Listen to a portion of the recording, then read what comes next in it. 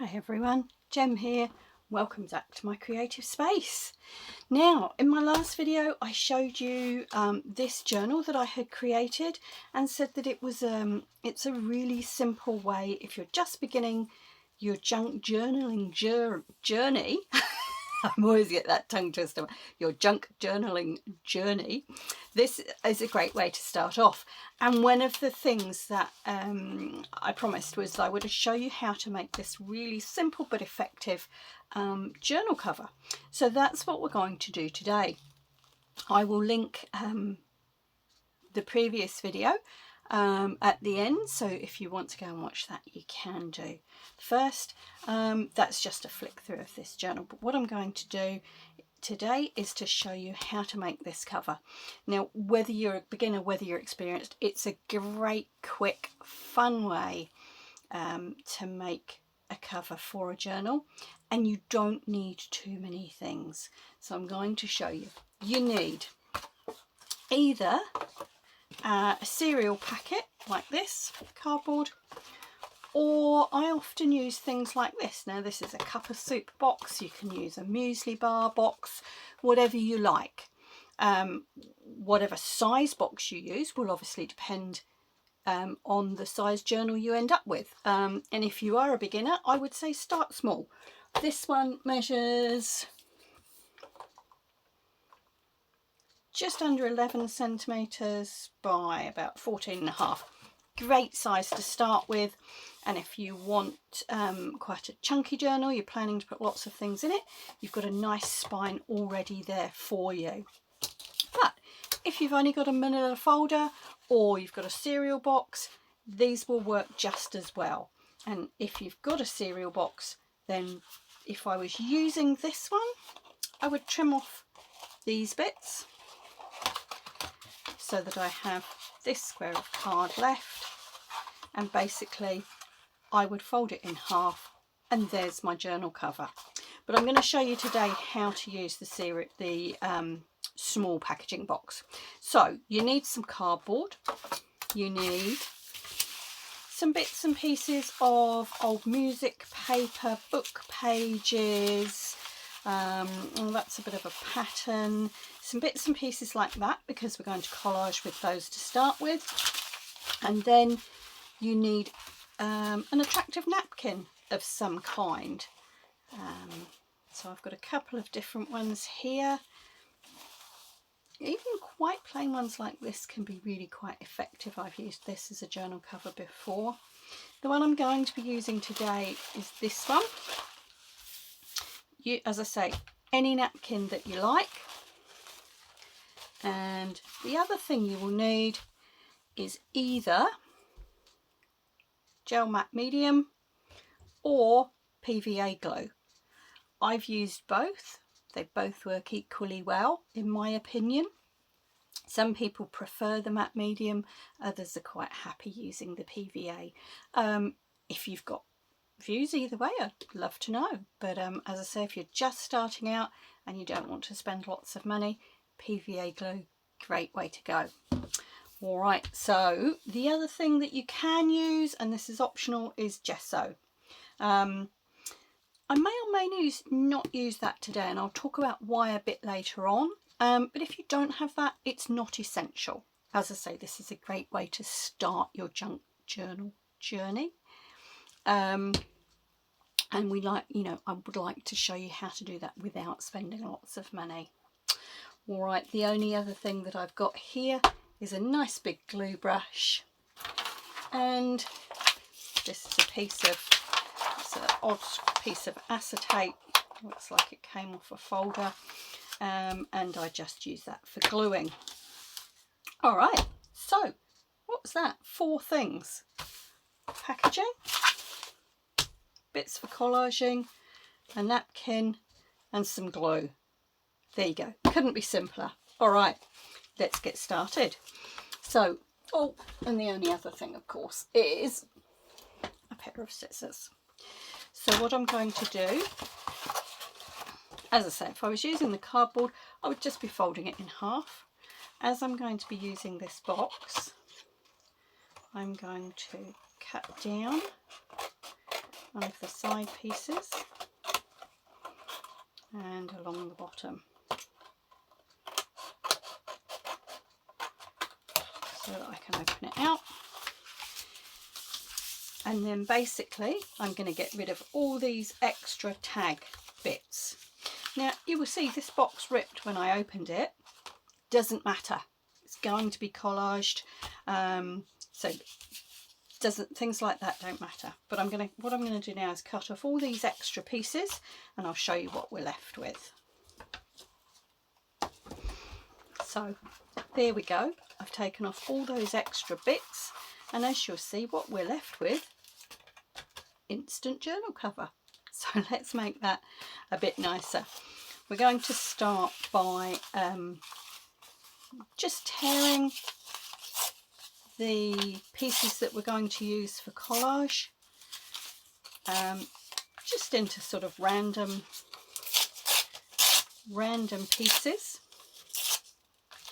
Now I'm going to, at the end of the video, I'll put a link. I first saw or got the idea for doing this from, oh look, that bit's got stitching on, that's okay, that can go in. I first got the idea for this, and I'm pretty sure it was from Lee, from Lee Creates, that's her channel.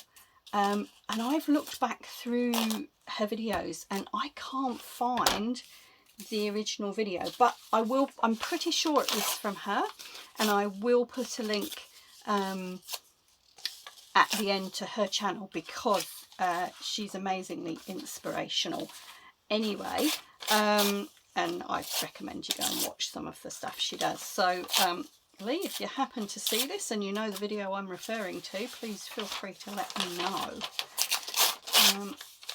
Alright, so you just need a few pieces to start off with, like that. And you'll see I've got a map here as well. You can use bits of map if you want to. I might not put that in today on this one, but you can use anything really. Okay, so there we go. And all I'm going to do now is I'm going to glue, using my PVA glue, I'm going to glue the whole thing and collage it using all these pieces. Okay.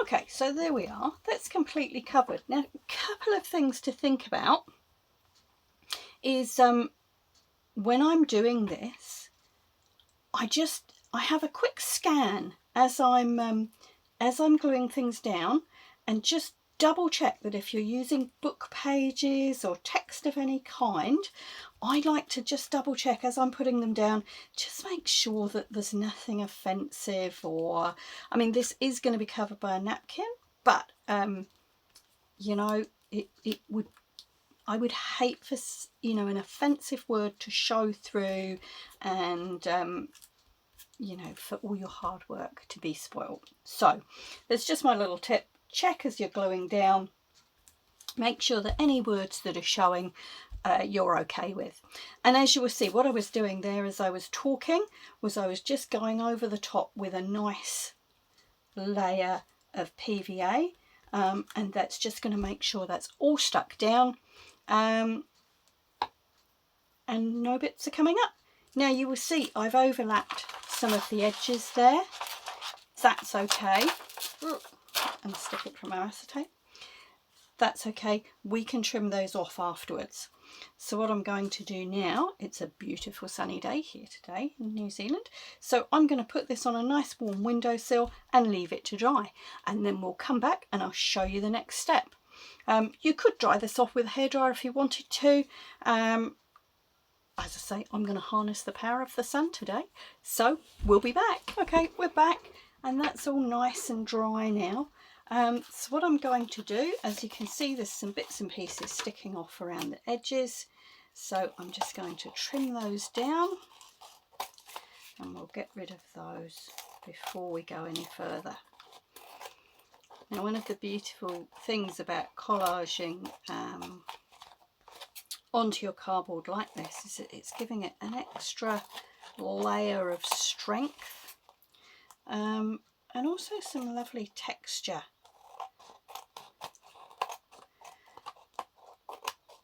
Because the last thing that you want is a journal cover that's not strong enough for what you want to use.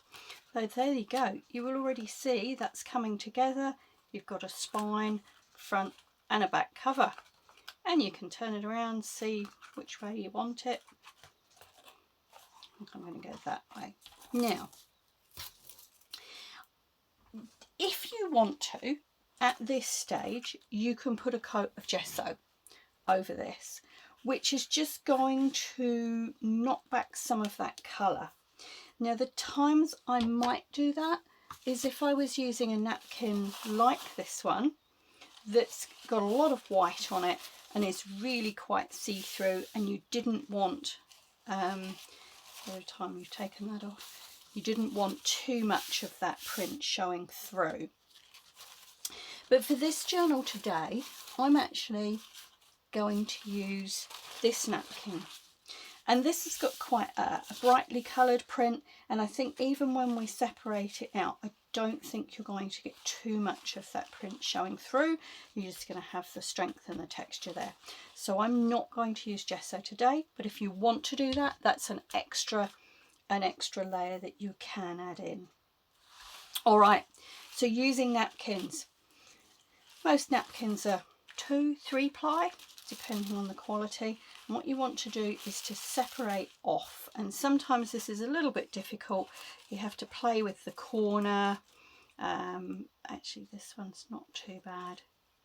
Play with the corner, and you're pulling it gently just so that you get that top patterned sheet.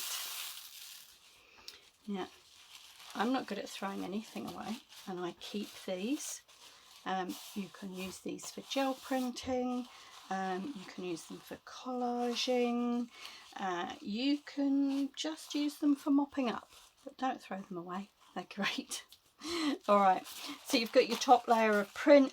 Make sure that it is just the one layer. Feels like it.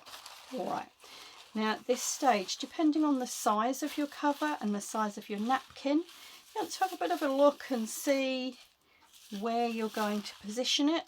I'd quite like this rose to be somewhere near the front if I can, and I don't particularly want this border, I don't think. So I can feel that my journal cover is under there. I know you can't see that, but I'm just going to move it around until I get it roughly in the right place. Now, I find it easier not to cut it first. So I'm just going to eyeball. I know roughly where I want that. You can make a little mark along there. If you want to cut it, you can. So if I wanted to just pop my scissors along here just to give me an idea of where the bottom of my journal cover was going to go. And I know that I want this line here to be about level with the edge of my journal, because I want this rose to be more or less on the front. Okay, so you've got your napkin, got your PVA or your matte gel medium, either or. I'm gonna give that another good coat of whatever you're using. Now, you can do this all in one go and not wait for the collage to dry, but I've just found it, if you can let it dry out in between layers, I've just found it's more successful. I don't know why. I'm not technical. I just work on experience a lot of the time and trying things out. So have a little bit of patience, let it dry, or put your hairdryer on it, get it dry first. Okay, so nice gluey journal cover, and this is where I want to be a bit careful. Now, I want that on the front, round it. I can see underneath where my journal cover is. Now you don't get too many goes at this. So you lay your napkin down on top of your journal cover, and then from the middle, just very, very gently, very, very gently. And I'm literally just patting. And you do sometimes get those folds from the napkin. They don't bother me, I have to say. But if you don't like them, you need to work to get rid of those. You would remember at this stage that that napkin is incredibly, incredibly delicate. You've only got one very fine layer of tissue there. So if you start rubbing that hard, it's going to just rip.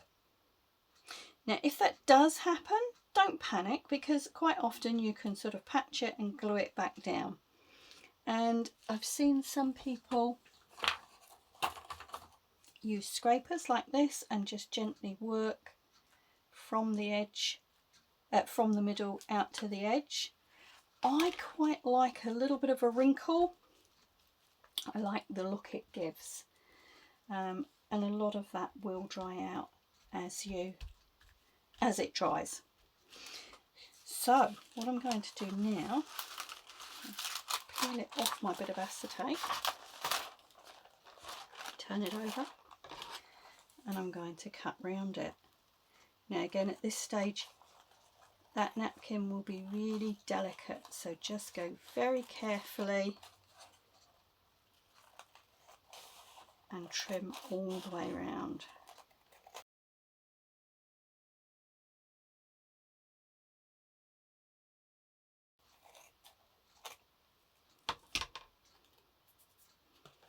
There we are. Now again, don't throw these pieces away. Don't throw your offcuts away. We can use those to make journaling cards or to cover pockets, anything you like within your journal, bookmarks, and it gives a nice continuity with the cover if you've got the same pattern somewhere inside. So keep all those bits. Okay, those tiny bits I might throw away. I'm trying to get better at throwing things away, but yeah, not very good at it. All right, now here's the last stage for your actual cover. I've got a little bit of something on there that I want to get off. There we go.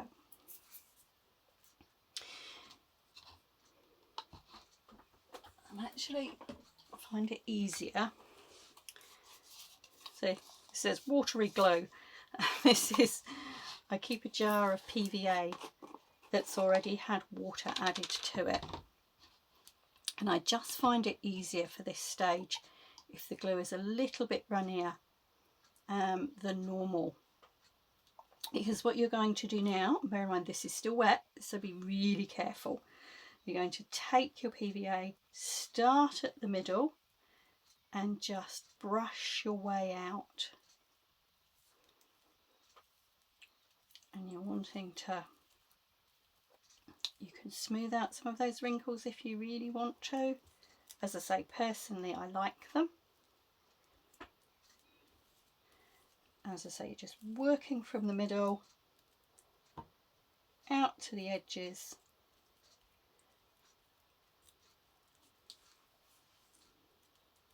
And the same the other side. Really gentle. But you're wanting to get a good coat of your PVA on there. Now, little tip that I found from my own mistakes is that be really careful, because if you've got sticky fingers and you're holding the edge and you pick your finger up, you will pick up the serviette with you. So just be mindful.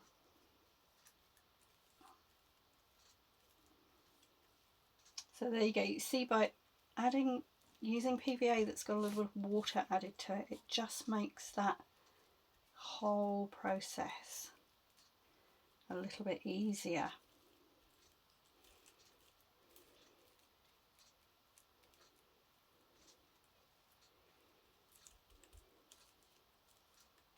Okay, put the lid back on those so that they don't get knocked over. Right, so what we're going to do now is, oh, I've just got a little bit of something there.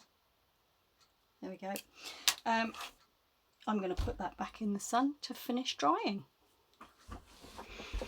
Okay folks, we're back again, and as you can see, our cover is lovely and dry.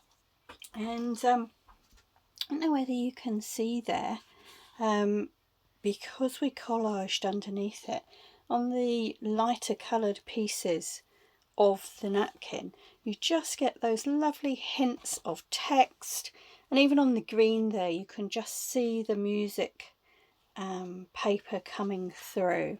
So, and I love this technique because it just adds some interest to your journal cover, and I think makes people think, oh, you know, it's a little hint of what might be to come. So there you go, you can see the cover we've got, and essentially that's all there is to it. From here it's entirely up to you. What I'm going to show you now is a simple way of adding a closure. Now I've chosen a pretty piece of scrapbook paper to line my journal cover like this, and I chose this because it's just continuing the rose theme.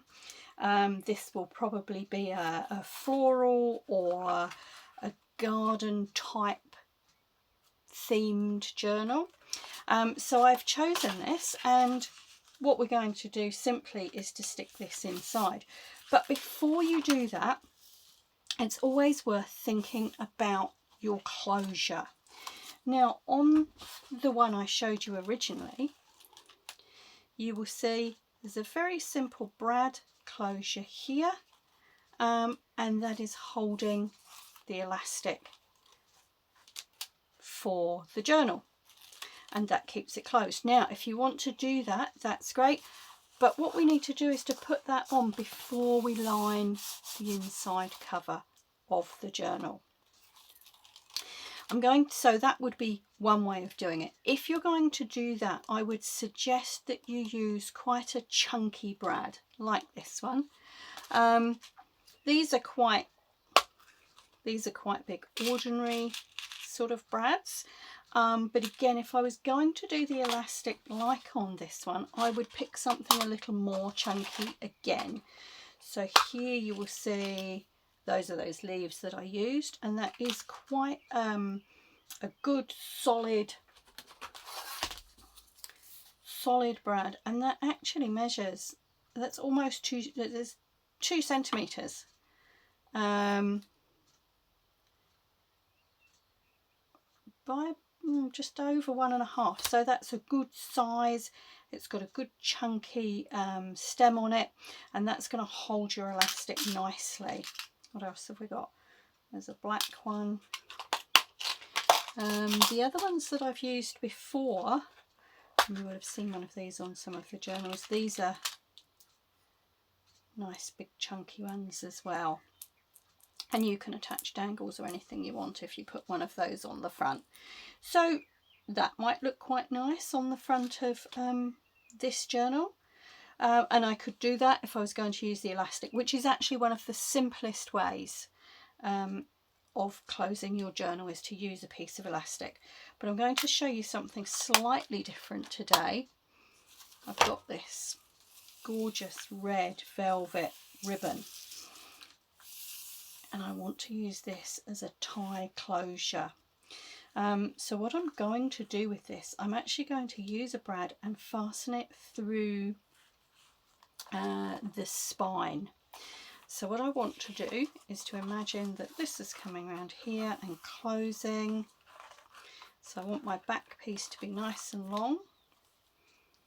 In fact, I'm going to make that a little bit longer. And then my front piece, so I'm imagining it closing in the middle there.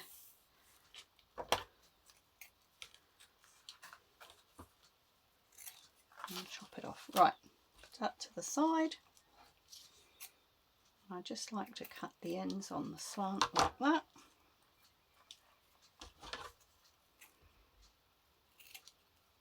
Okay, so this is how my journal is going to look. So I want this piece that's coming around the back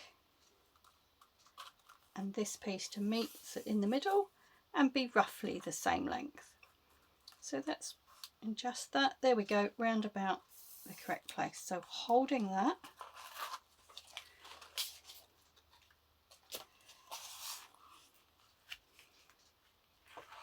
let's just move our lining out the way for a moment. So holding that there, my spine is here and I'm going to want to go somewhere through the middle. Now you can measure this if you want to, or you can eyeball it. Some people like their closures a bit higher, a bit lower. I'm going to aim for roughly the middle. With a ruler. We're looking around about 14. Just about there. That will do. I'm just eyeballing. Now, where's my little tool gone? Lost my doodacky. There we go. This came with my Cricut machine and I use this for piercing the holes in my signatures and all sorts of things. So this is quite handy when you're doing something like this. So I can see those lines there, so I want to be somewhere about there in the middle of my spine. And I'm just going to poke a hole right through the ribbon and the journal cover. Now this brad has only got to hold the ribbon. It's not having the elastic tied in with it as that other one was. So I'm just going to use, I think, just a simple brad like that.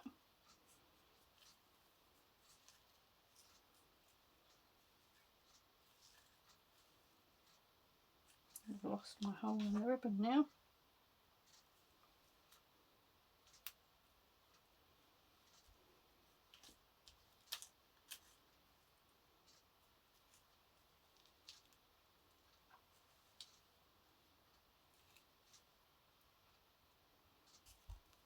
Do you know what? That's not going to work with this ribbon because that is closing up. So what I'm going to do is to find my sharp little scissors. It's all about experimentation, isn't it? I haven't used this ribbon before particularly. So I'm just going to put a little snick in it like that. There's the little hole. There we go. My brad's going to go through there much easier when I get it together. There we go. And there's the hole in my journal cover. So push it through. And one of the reasons I say do this before you put the lining on is that then these pieces are hidden. And what I like to do is to grab a bit of washi tape or something else that's nice and sticky and cover it like that. And I found that also just stops it poking through your lining. So, there we go. So you've got your journal closure.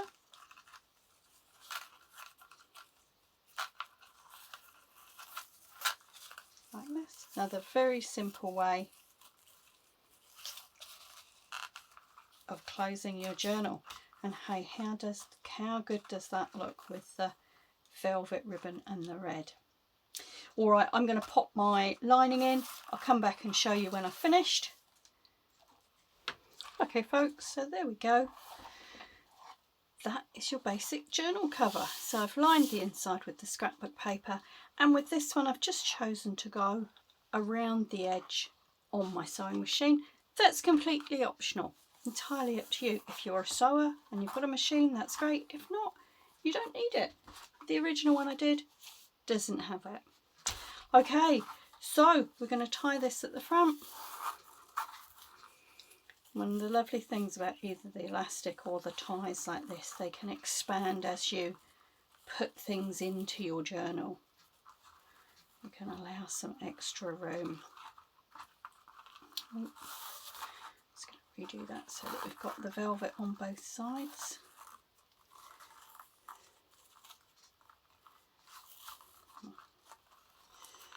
You can see my hands are covered in the remnants of glue today. All right.